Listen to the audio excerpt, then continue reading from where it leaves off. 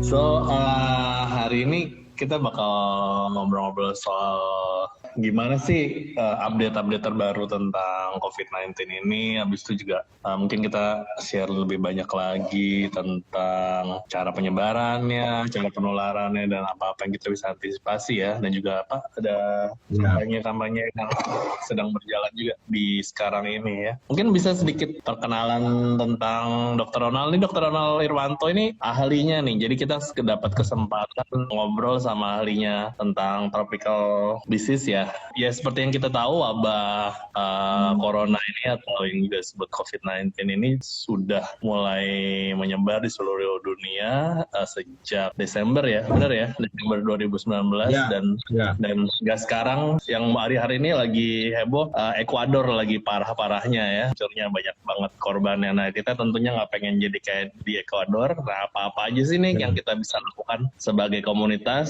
saling menjaga satu sama lain untuk mencegah ini penyebarannya lebih menyebar lagi. Monggo Dr. Ronald silakan bikin cerita-cerita. Ya. Apa sih nih sebenarnya kan kita udah banyak yang tahu nih sebenarnya corona kayak kalau anak kecil ngobrol di jalan orang-orang sehari-hari corona. Tapi apa sih nih Ya, sebenarnya gimana sih cara penularannya nih dokter? ya, terima kasih Pak Arif Kurniawan. Ini teman lama sebenarnya. Ya, jadi gini, ya nama saya Ronald Irwanto ya. Saya seorang dokter spesialis penyakit dalam ya, subspesialisasi memang di bidang penyakit tropis dan infeksi.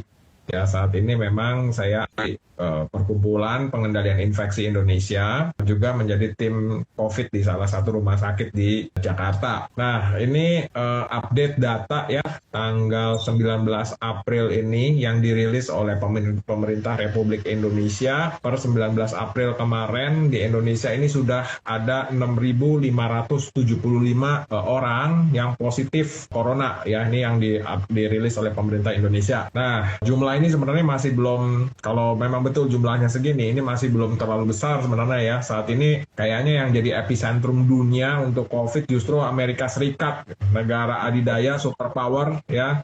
Tapi dengan jumlah penderita corona itu mencapai 650.000 lebih.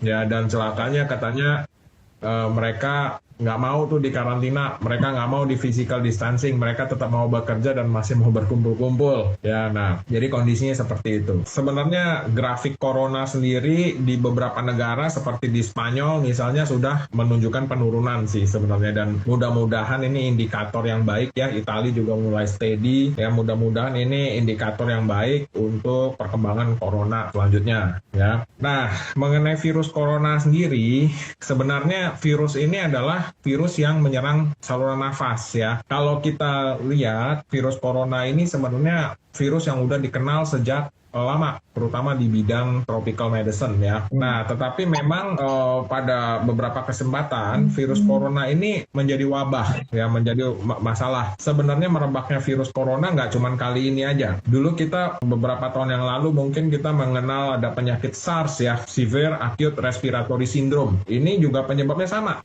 virus corona nih. Kemudian beberapa waktu yang lalu juga kita mengenal MERS-CoV ya, itu yang dari Timur Tengah ya, itu sama tuh, Middle East, itu juga corona. Nah, sekarang ini kita SARS-CoV-2. Kalau kemarin SARS-CoV-1, coronavirus 1, ini SARS-CoV-2 ya, yang kita sebut sebagai COVID sekarang. Ya, virus ini adalah sebenarnya virus yang menyerang saluran nafas. Jadi dari saluran nafas atas juga pada beberapa kasus bisa menyerang ke alveolus. Alveolus itu sebenarnya gelembung paru. Sebenarnya secara kaidah virus ini adalah virus yang self-limiting disease. Jadi artinya sebenarnya virus ini adalah virus yang sembuh sendiri. Tetapi memang ada sekian persen, mungkin 5%, 10%, dia mengattack, menyerang gelembung paru, menyerang alveolus, menyerang balon udara di paru. Ya, yang mana ini adalah komponen yang penting dalam pernafasan kita. Kenapa dia bisa menyerang ke gelembung paru? Karena memang ada sekelompok orang, ada berbagai orang, berbagai individu itu memiliki reseptor virus corona di gelembung paru itu. Nah, kalau reseptor itu tempat melekatnya ya. Jadi gini, virus itu bisa menempel di badan kita karena dia punya tempat melekat di badan kita. Kalau lemnya atau reseptor tempat melekatnya itu hanya di saluran nafas atas, ya mungkin gejala yang ditimbulkan hanya sekedar demam, kemudian ada influenza like illness, batuk, pilek, sakit tenggorokan. Tapi kalau masuk ke dalam gelembung paru, Nah, ini lain cerita. Kalau dia punya reseptor atau lemnya, perekatnya itu ada di gelembung paru, ini orang akan jatuh ke dalam kondisi yang kita sebut pneumonia. Atau kalau mungkin di komunitas awam terkenal sebagai paru-paru basah ya.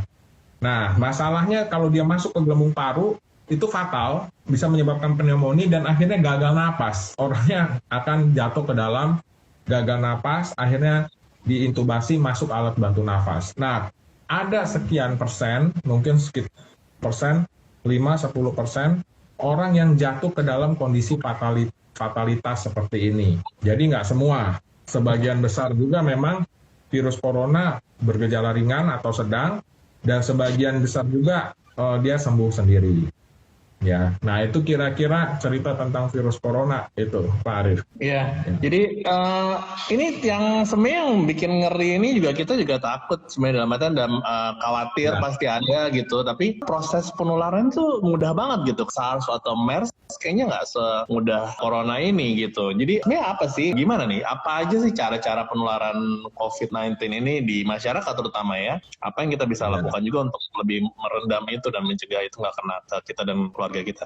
Sebenarnya gini, sampai sejauh ini ya memang penularan dari corona ini seperti yang sampai saat ini masih dianut dan dirilis oleh World Health Organization (WHO) ya, penularan virus corona ini adalah melalui droplet. Ya, droplet itu artinya percikan ludah. Percikan ludah itu jangan ngebayangin percikan ludah besar gitu enggak ya, tapi percikan ludah yang kecil-kecil, yang mikro. Satu, penularannya melalui itu. Kedua, melalui kontak. Ya, kontak itu jadi misalnya begini. Jadi bukan kita kontak bersentuhan gitu atau bersinggungan kemudian timbul tertular, bukan. Tapi seandainya misalnya saya pengidap, kemudian saya batuk atau bersin, kemudian saya berjabat tangan dengan orang lain. Nah, orang lain yang menjabat tangan saya ini kemudian dia megang hidungnya, megang mukanya. Nah, itu dia kontak. Jadi penularannya itu melalui droplet dan kontak. Oleh karena itu kalau kita belajar dari peristiwa di Wuhan, ya, Wuhan itu begitu terjadi virus corona merebak di seluruh kota, maka langsung oleh mereka dilakukan lockdown. Satu kota itu bukan di lockdown lagi, menurut saya itu udah di shutdown sama dia. Jadi benar-benar ya kita dengar berita,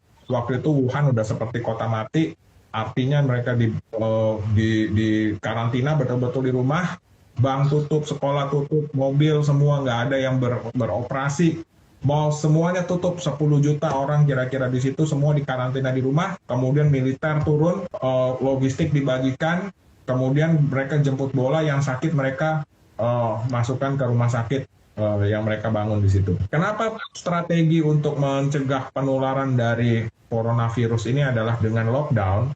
Karena memang penularannya melalui kontak dan droplet, dan itu seringkali terjadi apabila kita berkerumun, apabila kita tidak berjarak 1 meter, dan sebagainya. Ya, nah jadi percikan ludah itu dia bisa mencapai kurang lebih sampai jarak 1 meter. Nah makanya kenapa strateginya pemerintah melakukan karantina, orang dikarantina di rumah, jangan berkontak. Kemudian kalaupun harus keluar, harus ada physical distancing. Jadi itu memang betul slogan-slogan di rumah aja, stay at home will be better gitu ya. Itu memang tujuannya tidak lain tidak bukan adalah untuk memutus rantai transmisi. Nah, kenapa kita bisa lebih banyak ya dari MERS-CoV, atau dulu sebenarnya SARS-CoV juga banyak sih, korbannya juga banyak gitu ya, hampir sama sebenarnya. Tapi ini sekarang rupanya SARS-CoV-2, COVID-19 ini, dia lebih spread out. Jadi dia lebih mengenai banyak negara. Widodo pada jumpa pers beberapa waktu yang lalu menyatakan 209 negara itu mengalami wabah, terkena dampak pandemi dari corona. Jadi secara jumlah mungkin korbannya ya mungkin mirip-mirip dengan SARS dulu. Tapi secara penyebaran, negara itu lebih luas, lebih banyak negara yang terkena. Ya ini kebanyakan memang karena dibawa ya oleh turis, oleh dan sebagainya, kemudian kontak dan sebagainya. Oke, jadi itu ya, penularan corona ini melalui droplet dan ludah. Droplet kan Ya, tetesan dari tubuh ya, gitu ya. Itu ludah ya. yang pasti, tapi keringat juga termasuk nggak? Ya, selama ini ya memang itu harus dihindari, tapi sebenarnya secara umum tidak termasuk. Jadi Oh, keringat, keringat enggak air ya? mata, ya itu belum termasuk. Ya bahkan kemarin juga ada orang melahirkan juga takut ya, nakesnya juga udah siap semua takut. Nah itu saya kemarin sempat menyampaikan bahwa penularan percikan itu adalah percikan dari ludah, bukan percikan keringat, apalagi percikan air ketuban, gitu ya. Oke. Nah itu yang harus dipahami. So, jadi apa sih Ya. sebenarnya yang kira-kira kita bisa lakukan? Habis itu soal pemakaian masker nih, masker harus dipakai terus nggak sih sebenarnya? Jadi begini Pak Arif, saya sendiri saat ini ya sedang mengembangkan satu model program edukasi ya. Kita sebut sebagai program edukasi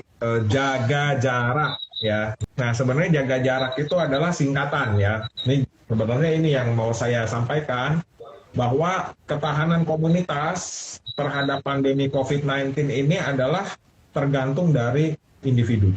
Karena begini, saat ini ilmu kedokteran itu dibagi dua, ya. Ada dua jenis ilmu kedokteran, yang sifatnya prevensi dan yang sifatnya kuratif. Nah, kalau yang sifatnya kuratif, kalau preventif ini pencegahan, kalau kuratif ini pengobatan. Ya, saya sendiri sebenarnya karena background saya adalah dokter internis ya, sebenarnya saya bergerak lebih banyak di kuratif ya, saya seorang klinisi. Tapi sebenarnya sejujurnya aja, saat ini belum ada trial-trial obat-obat definitif untuk COVID-19, itu belum ada. Ya, penyakitnya sebenarnya sembuh sendiri, sembuh atas daya tahan tubuh sendiri. Hanya tadi yang saya sampaikan bahwa ada sebagian kecil orang yang dia attack virusnya itu masuk ke dalam gelembung paru. Nah itu yang celaka tuh. Mungkin nggak banyak, tetapi siapa yang tahu, kita nggak tahu. Nah jadi kalau untuk kuratif, kita belum ketemu obatnya. Kita hanya merawat pasien, mensupport, memberikan terapi-terapi sebagaimana yang semestinya, penyakit sembuh sendiri. Nah, kunci daripada pemutusan rantai pandemi ini sebenarnya ada di preventif. Ya, preventif, pencegahan. Apa yang diprevensi? Yang diprevensi adalah kontak. Yang diprevensi adalah droplet. Bagaimana supaya kita tidak terkena droplet dan kontak. Nah, ini yang sebenarnya saya rasa perlu diedukasikan kepada masyarakat. Karena memang saya sendiri mencoba membuat suatu program edukasi diri yang kita sebut jaga jarak. Jaga jarak ini adalah program edukasi untuk ketahanan komunitas terhadap pandemi COVID-19. Jaga jarak ini singkatan. Ya, jaga jarak. J, jarak minimal 1 meter dan tidak berkerumun. Ya, jadi 1 meter. Diingat tuh, jamin 1 M dengan timun. Jarak minimal 1 meter dengan tidak berkerumun. Ya, karena pada jarak itu kita bisa mencegah droplet, terhindar dari percikan-percikan ludah. Kemudian yang A, amalkan etika di komunitas harus tahu ya. Yang namanya etika batuk dan bersin itu bukan ditutup pakai tangan, tapi kalau kita batuk, kita tutup pakai siku. Ya, atau kita bisa menggunakan tisu, ya, tisu dibuang. Tupai lesu, tutup pakai lengan dan tisu dibuang. Jaga. G, asupan gizi harus seimbang. A, amalkan kebiasaan hidup sehat. Jaga. Itu ya singkatannya. Jarak. J, jangan sentuh area muka. Nah ini kita kalau bisa dihitung, satu hari mungkin bisa sekitar 50 kali kita menyentuh area muka. Kita kucek-kucek mata, tarik-tarik hidung, muka, dan sebagainya. Jadi J, jarak ya. J, jangan sentuh area muka. Kemudian A, amalkan penggunaan masker yang baik. Nah, itu program saya. Amalkan penggunaan masker yang baik. Nah, saat ini memang dilansir oleh pemerintah boleh menggunakan masker kain, ya. Tetapi penggunaan masker kain ini tentunya harus dengan edukasi yang baik dan benar juga. Ya, pada saat ini memang sebenarnya selama ini digunakan untuk mencegah percikan ludah. Jadi kalau kita bicara mengenai ilmu pencegahan dan pengendalian infeksi, itu nggak pernah ada yang memasukkan masker kain sebagai pencegahan terhadap infeksi melalui percikan ludah. Itu belum ada. Hanya memang baru belakangan ini CDC melansir bahwa boleh digunakan masker kain secara massal di komunitas. Saya nggak tahu persis kenapa sebabnya. Tetapi menurut hemat saya, penggunaan masker kain ini harus dengan edukasi yang tepat. Kenapa? Karena seringkali juga orang lupa. Masker kain itu habis dipakai, dia malah dilepas, dia main datang ke rumah saudaranya, ke rumah tetangganya, dilepas, dibawa kemana-mana, atau bahkan dikantongin. Udah gitu nggak cuci tangan.